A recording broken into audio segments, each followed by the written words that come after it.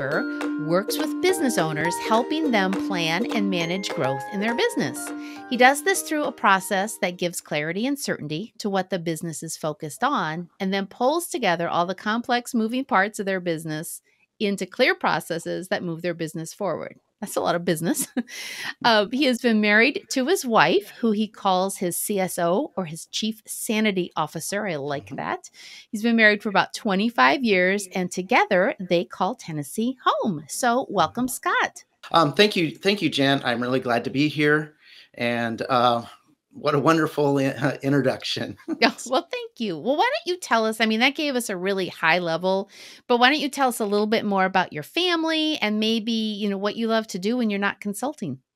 Okay, so we're recent transplants into Tennessee. So we lived in Oregon for quite a number of years. In fact, we raised our kids there, Hmm. and just last year we moved to Tennessee. That was a big adventure. And so I have two kids. They're both in their early 20s. And as a family, we took off from Oregon into Tennessee. And we spent about 2 months on the road, staying at relatives and driving across and camping. So that was just a really wonderful, wonderful time together to be together and get to know each other well. And what do I love to do? Uh, so, so it's actually a tough question. I like gardening. It's more of a hobby because it's downtime for me, and it's most of the time fairly simple. It's like make sure it gets water, and then you pick them, and yeah, so get Tom there. I like hiking, especially with my wife and family. So last year, when we were going across the country driving, we stopped in the Grand Tetons, hiked up to Inspirational Point, which was kind of a major personal goal. So that was exciting. Mm. And both my wife and I are fantasy and sci-fi freaks. So we Ah, watch a lot of the movies, and I read. And so it's no surprise that Lord of the Rings books is my favorite. ah, that's so fun. So Star Wars or Star Trek? I like them both. Yeah, well, good. Usually So, someone's got an opinion. So, well, the each are unique, and it'd be kind of neat to combine them into one show, see what happens there. But yeah. Aw, they'll speculate one in the past, one in the future, see what right? happens. Yeah, that would be funny. Well, today we're going to talk with you kind of on, business from the other side, the other perspective. And so we're going to just start with the obvious. You are not a mom. I'm not. You're Let not. me check No. here. My daughter says, "Is that gonna be a surprise to him?" But, you and I met at Podcast Movement, Mhm. last August, Yes. and one of the things that we quickly discovered was that you and I are kind of coming at this entrepreneurial, experience, but just from these opposite perspectives. And you were gracious enough to invite me onto your podcast to have a conversation about it. And so today we want to kind of continue that conversation, but from the male perspective. So let's start with you maybe telling me a little bit more about what it is that you do with business owners. What do I do with him? Okay. So I think we're off to an interesting start because even the way you phrase the question is different.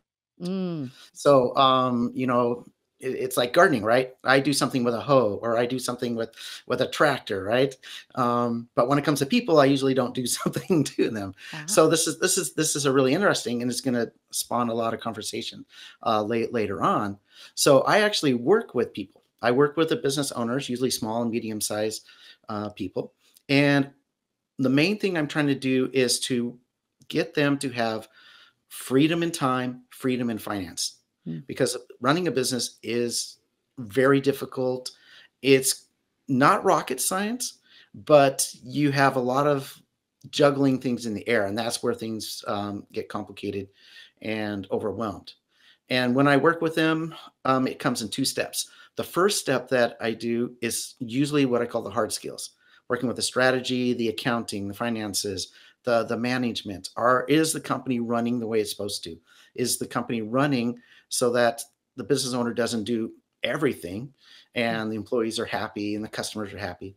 But in the end, it almost gets into life coaching mm, because there is a lot of pressure on business owners, a tremendous amount. And, you know, one of the reasons why people like getting a business is their own boss. But in reality, business owners have many, many bosses. Um, you have the government saying you got to pay your taxes. You have an employee says you need to do this and this for me. You have your insurance people saying you better have that. Your customer, well, the customer is always right, which they're not. Right. So all of a sudden, and then if you have a board of directors, Mhm. if you take a loan, the bank's your boss, and so that adds a lot of stress and pressure on the business owners. When it's done right, a lot of good things can happen. When it's not going right, heads explode, especially the owners. So Hmm. I am there to help them both on the hard skills and what happens between the ears. Okay. Okay.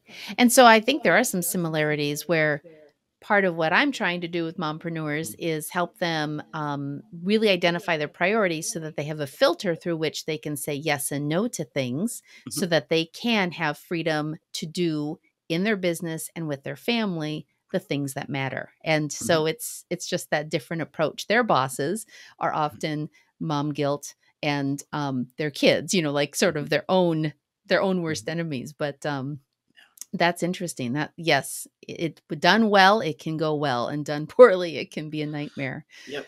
But the sad part is either one of those cases are easily to spot. Yeah.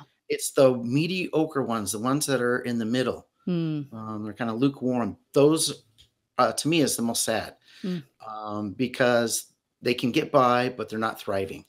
yes. And then it's like, well, if you make change, then it seems to go worse, so they don't make change, and they're just there Yeah. living life. So would you say those are the people who are less of a business owner and more of a job owner? Like they own their job for their income, but they don't actually own a business that No, no, I'm not referring to okay. like what they do. It's more of a mindset. Got it. Okay. It's like whatever, whether working in the business or working a job, they cover their expenses and they have enough to save up for one vacation a They just year. get by. Yeah. Yep. And that's Got it. that's a mindset. And I've seen it in business owners, Okay. I've seen it in employees, I've seen it at home. And that is yeah, life is meant to be lived.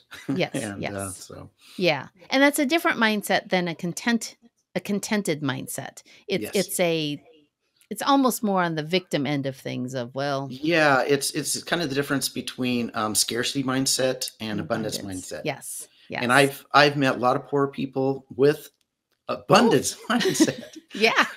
I first experienced that, growing up as a kid. I was like middle school, and so my dad had a pretty good job at the time, and I had really good friends who were struggling to get by financially, but they got to go raft the river Yeah, in the summertime. They got to go fishing. They got to go yeah. camping, and I was jealous. Isn't So that funny? so Yeah, they had a lot of fun without spending a lot of money. So, that's great. So what was it that kinda moved you out of your career working for other people and into becoming a business owner yourself? oh wow, let's see. How many hours do we have? So I'll try to shorten it. It's a little bit long and a little quirky. But so basically, I graduated with an undergraduate degree in electrical engineering, and I was working at about 10 years or so, and I was doing pretty well. And then the dot com bust Mm. came, so showing my age here. And then for the next about 4.5 years, I worked at four different companies on one desk, Mm, and number five was coming, and I just had enough. Um, so when in the news is that semiconductor shortages, is going through. That's what I did. I okay. made computer chips. I was in that industry, and that the problem we're seeing today is, oh man, 20-25 years in the making. Mm, There's going to be no easy solution out of it. But I just got fed up, quit, went to business school, and then coming out of business school, I was a CEO of a technology company, a university spinout. Did that for a couple of years, and then launched my own company. So it that's wasn't like I had this great life plan. This is what I was going to do, but I do remember. What was it when I was the last couple of years in my engineering job, I was in a very because of the upheaval in the company, you were assigned a position and that's all you had to do. Mm. So I was making good money and I was finishing my work in 6 hours. Wow. And a lot of people think I'm actually crazy, but I wasn't. I was bored Hmm. and not content. And I just thinking, God didn't put me on, this planet just to sit back and drink lemonade all the time. Hmm. There's more important things than just me trying to fill an extra 2 or 3 hours a day because the big boss was trying to please a bigger boss in another state. Yeah, yeah, which is So, interesting because you could have been that mediocre person who just went, mhm. and said, Well, "Well." this is the funny thing. I don't. It would have been mediocre for me, Right. but I had the honor of being actually with one of the top teams in the Mm. digital cameras. The actual chip that makes digital cameras and the Ah. car backup ones in the world. Oh. Really high talented. They were, and I'm sitting here. Why am I here? They're loving it. I was in an environment where, and it wasn't until about 3, 4 years after I stopped working, I realized it was me. It wasn't the environment. I Oh, was just not in the environment that I needed to be, yeah. even though I was pretty successful in it Mhm. from outside perspective. But Right. inside, I was not content. Ah. Well, when you approached your wife and you said, "Hey, honey, I think I want to quit my job with a paycheck and start a business with no guaranteed income," what Mhm. was her response? What did your kids think? Um, let's see. Freak out is probably the very. It was like, what's my husband doing? What's his problem? I didn't. It was 2 years. It was over 2 years before I quit, actually. Okay. And so when I first did it, I was working for the worst company I ever worked for, Mm. and so it was pretty contentious. Is like I was very unhappy.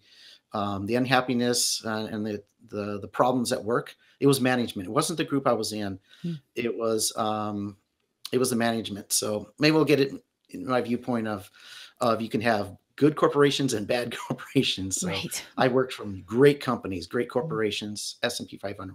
Just loved working them. And there's some other ones that, oh man, where did these people come from? So, Yeah. so what was it? I was ready to give my notice. Like I said, I've had enough. I'm quitting. And so the wife was that. And then our division got bought out by another company. Mm. And so to to my wife, it's answer to prayers. Right. So I wasn't sure, but I stayed for another 2 years before we were being sold off to another one, and that was a good company to work for. But at that time, I realized, there's something inside of me that needs to move on. Okay. So did you sort of start planning then so that when the next opportunity presented Yes. itself, it Mhm. wasn't reactive, it was you were It ready? it was, and it took my wife about 2 years to get used to it. Yeah. But I had an advantage. So her father had her own business, Mm, so okay. it wasn't surprise. It wasn't that going off into the unknown. Yes. It's just that, let's see. Hopefully, my wife is not going to listen too closely. But growing up, in terms of like finances and money, Mhm. her attitude was there's always cookies in the cookie jar, Mm. and that's how her parents raised her. There's always cookies.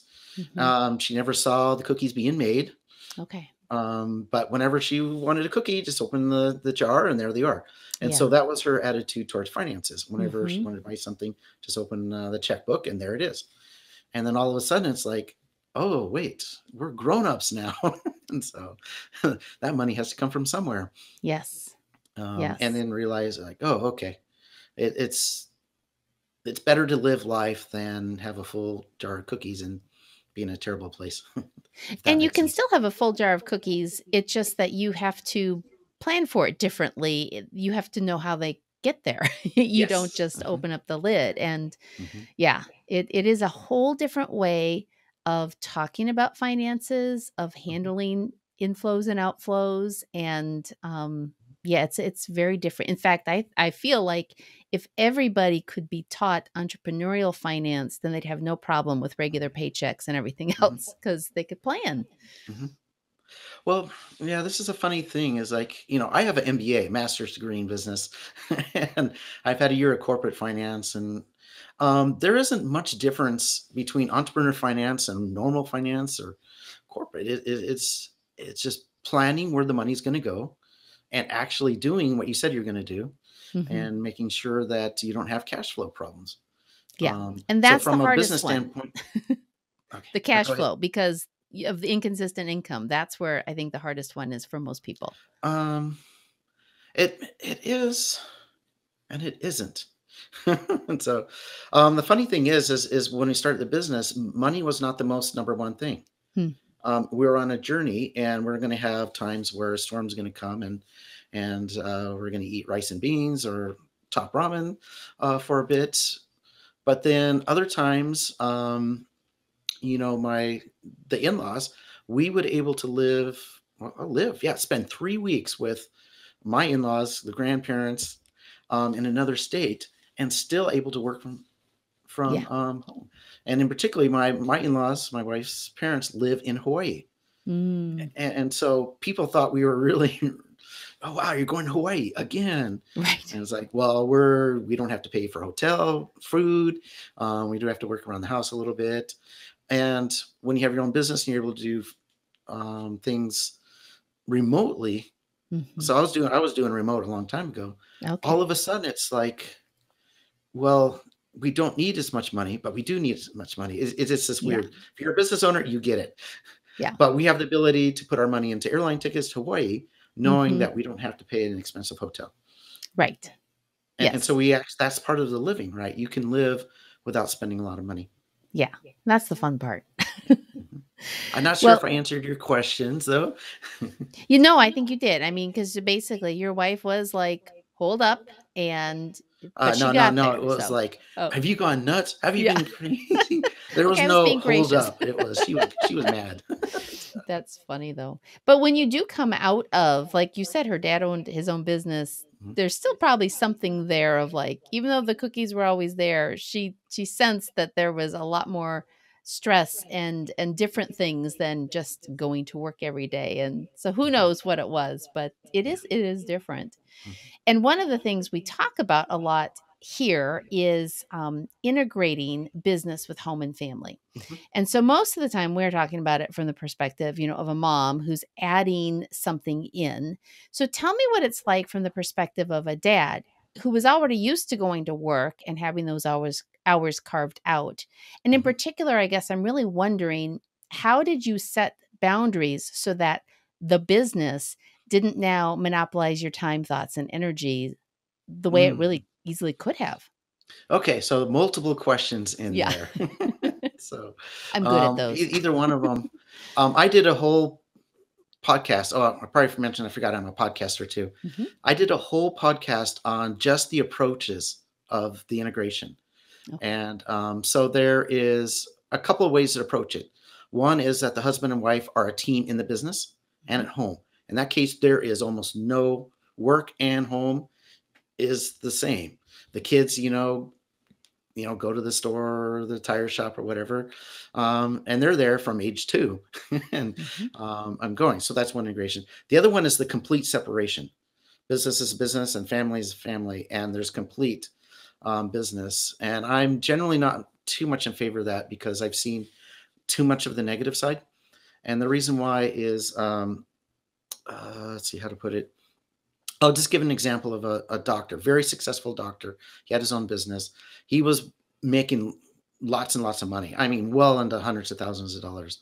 And he was working all the time, but he never enjoyed the fruits of his labor. His family did. His family went Mm. on the vacations. They had the nice cars. They had the swimming pools.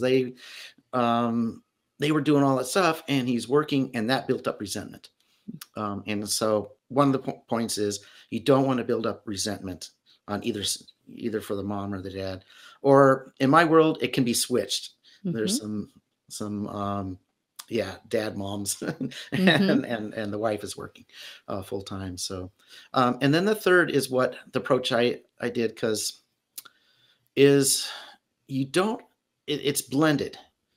So I will work from home. Actually, I worked from home for over 10 years, but there's a separation, but it's not large. Mm. And at the dinner table, I would talk about what happened in the business. I would say this customer did this and that, or I was like, I can't believe, this person did that. And there was an agenda, two-part agenda. One is teaching the kids about real life, Mm. about real people skills, and why learning their mathematics is important. The other part is, especially for guys, they don't like to share. They don't want to, how to put it? I think it's just natural for guys not to share burdens. Mhm. They want to take the load all themselves. And so when I'm talking to the kids about, well, you know, my competitor destroyed because he felt self-righteous and he felt everybody owed him. And then customers stopped going to them because he didn't like them and then came to me, you know. So Yeah. it's a very simple story about how, the give and take in the real life.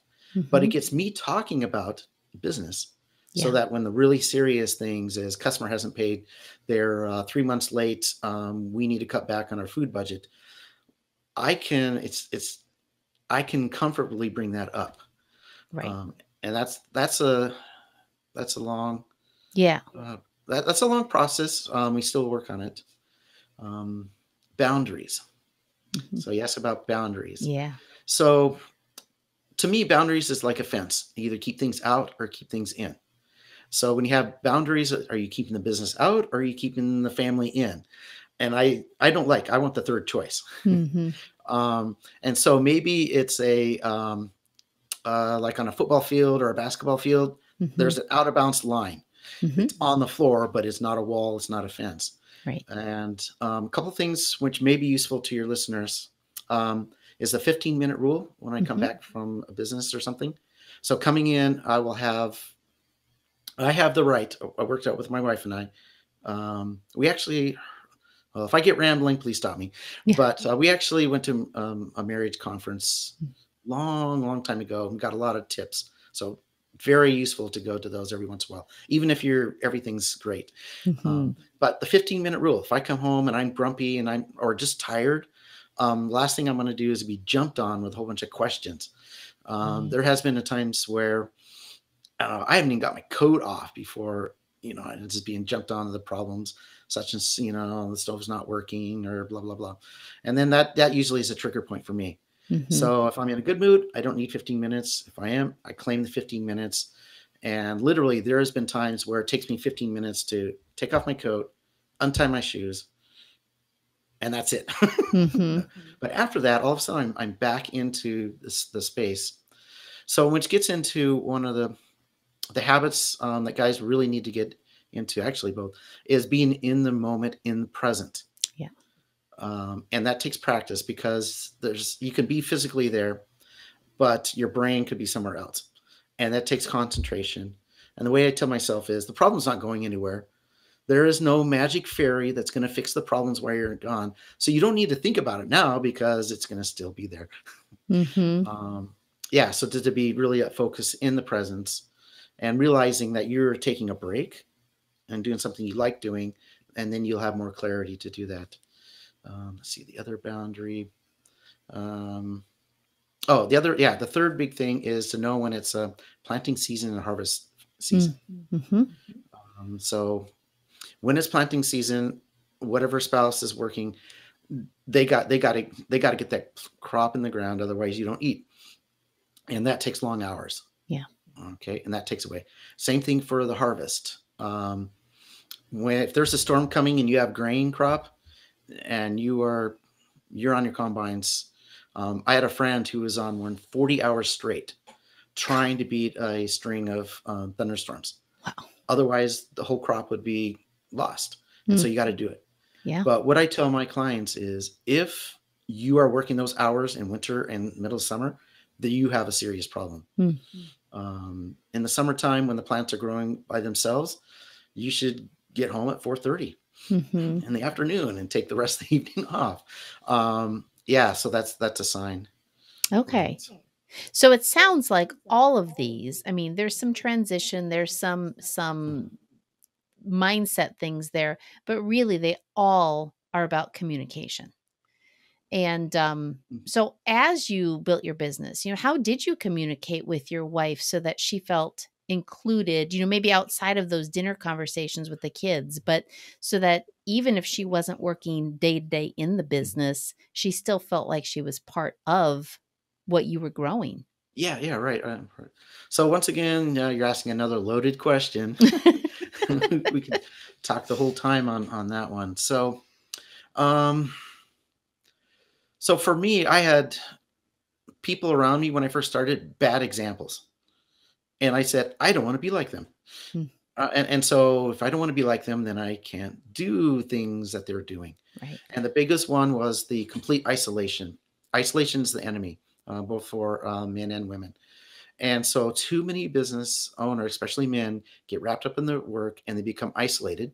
Hmm. And when you get isolated, the thought process becomes quite limited and myopic, and then you start making bad decisions. So it's like, okay, don't want to do that.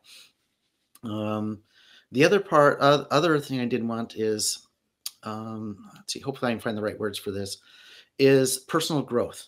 Hmm. So a business owner, by definition, has to grow as a person. The business grows, they got to do it. They got to better habits, better communication skills, better finances, able to handle employees. They have to deal with lawyers and CPAs, so they're no longer afraid of them. Okay, so they're personally growing. If the other spouse does not grow with them, Yeah. then one spouse is left behind. Hmm. So it would be like somebody who stops growing at age, let's say age 30 with small kids, and that's it. They never progress beyond that. And then let's say the husband's working and they're growing. So all of a sudden now you're living in a house with somebody, a 45-year-old and a 30-year-old, and the maturity levels are just not there. And that's a lot of sad things. Hmm. Okay, so two things: not to get isolated and not to grow too fast. Hmm. And actually, my wife helped me out. She only do that, but I tried to include things, not to be isolated. Try to get home on time, because the business is always there. The family will not always be there. The kids are a gift, and they will grow up and be on their own. So you better enjoy while you can. Um, but my wife actually started um, her own business. Just a little home. Let's see what do they call them now? Multi-level marketing. Yes. Yes. Oh, and in that is training, and that was her growth. So she had to Excellent. do things she didn't have to do. She had to make phone calls to strangers. Hmm. I was like, well, business owners always have to do that. Yeah. And so for the last probably well, that was when the beginning. So she was growing independent. And then about 5, 6 years ago, all of a sudden it was like we start listening to the same personal growth, Hmm. start listening to podcasts. Hmm. Um, and I was the mean dad. Whenever the family was in the car, took a page out of Zig Ziglar. We had Automobile University, so I picked a podcast, and everybody had to listen to it. I love it. We do similarly. We're like, we're going to listen to this book on this drive, and then you have to tell us what it said. Hmm. Yep. And so, did I answer your question? Yeah, I think that's great. So, as we're kind of getting to the end here of our conversation, what advice would you give the mompreneur listening when it comes to starting a business? Maybe specifically, is there one thing that many businesses owners overlook that would really make a difference if you paid attention from the start? Hmm. Well, if there was just one thing, then yeah, I probably wouldn't be a business coach. So yeah. Was there one thing So most there's a people couple things. miss? Mhm. No, there's always multiple Yeah. things. The third podcast I recorded was called "You Are a Problem Solver," Hmm. and it talks about if you're a business owner, that's what you do. You solve problems, and people come to you to solve problems. Your customer comes to you to solve problems. Your family comes to you to solve problems. Your employees solve problems, and of course the government causes problems, but you have to solve them too.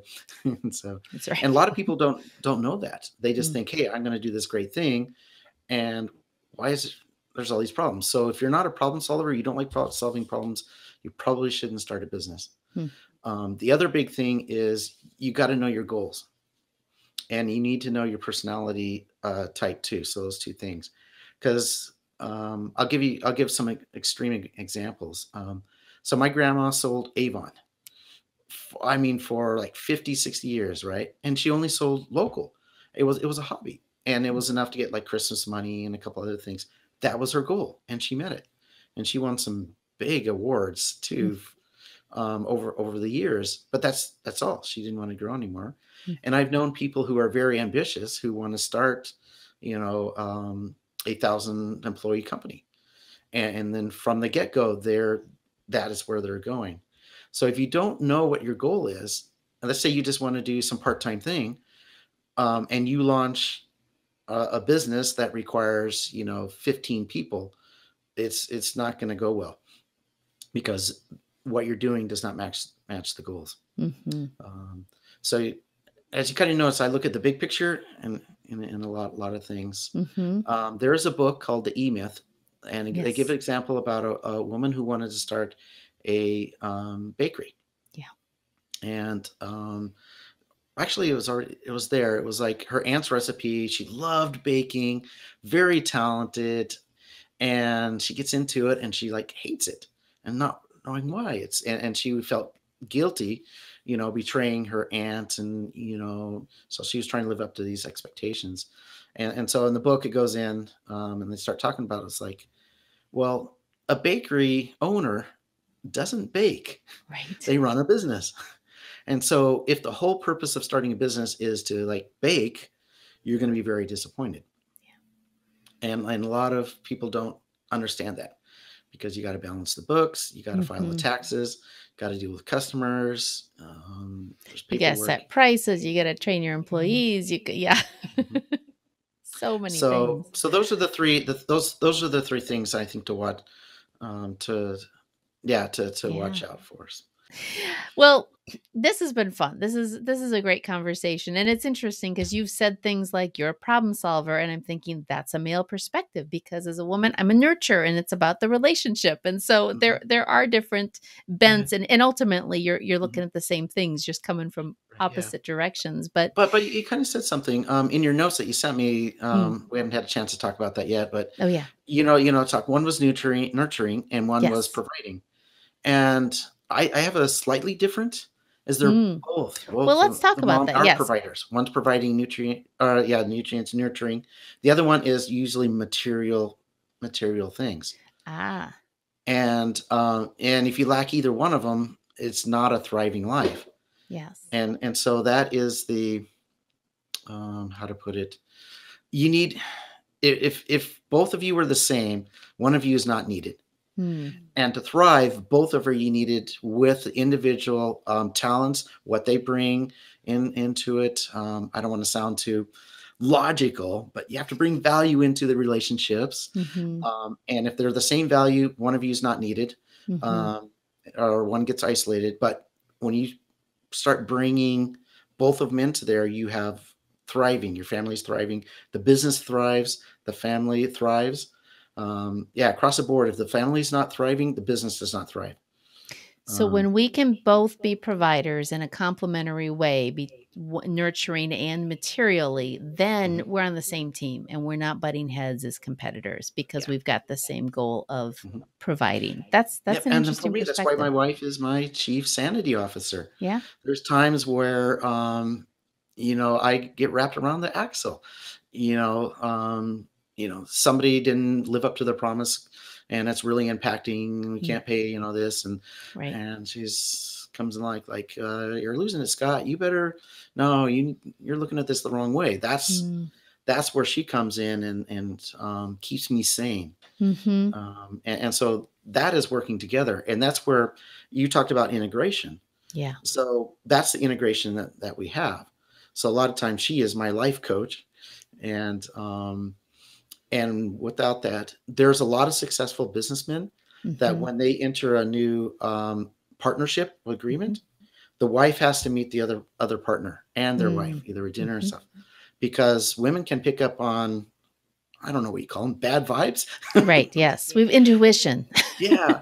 And there's more than one. I mean, both at national level, business people, and just local said, every time I haven't listened to my wife, man, I got burned bad.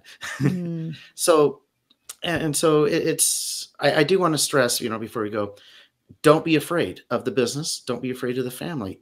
Mhm. they can actually be complementary to each other.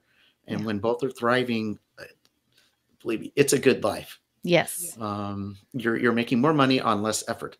Yeah. With actually, this will be surprised. If you're a business owner, you kind of get this. You actually have more stability than working for somebody else. Mhm. Yes, and that's the goal. It really is to Yeah. to have a little more say in what is coming, Mhm. and not be at the whim and whimsy of someone So yeah. else's Mhm. plans. So Okay. yeah. Well, Okay. Brings up so on the communication side, a lot of times it was my wife who reached out first, hmm, and is just kind of gently, figured out my personality and approach and said, "Hey, how are things at work? You seem a little tense. Something going on." And then that asking questions to open up. And over time, then it becomes easier to share, um, because there is in guy thinking you need to protect, um, and then forget that you know they live in the real world too. My wife lives in the real world. She gets these things, but sometimes guys lose that perspective, and hmm, it's up to the woman to help her man out in that area. yeah. Well, that's good. And that's good to hear, to be patiently persistent in asking the questions and inviting the conversation.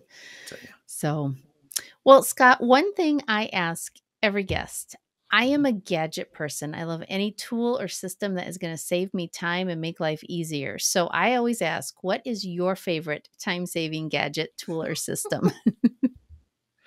Um, Let me get it for you. I think you might be surprised. So this is a pen, Okay. and this is a paper planner. Ah, My gadget is pen and paper. okay. So I do full schedule. So I do my planning on pen and paper. And there's just something for me personally that I think out what I'm going to do for the week. Hmm. Usually Monday morning or is when I plan out the whole week. And so that saves me a lot of time because the pen slows me down. And when you're writing, there's something about writing and moving your hand helps you Hmm. remember things. And so old fashioned pen and paper actually saves me time later in the week. That's great. That is good advice too, because it is easy to forget where something is digitally or out of sight, out of mind. But when you've got it right Or there the in front internet of goes you, down. the internet goes down, yes, which we all know can happen. Every time I get more confident in keeping things online and in the cloud, that's when it all goes down, and I'm like, "No, Yeah. back to printing everything." So yeah, but it's just my personality. The writing down on the weekly planner is one of the best time consaving devices I use. Well, excellent. Well, Scott, how can people connect with you? Where they can they find you, and do you have any sort of opt-ins on your website? Okay.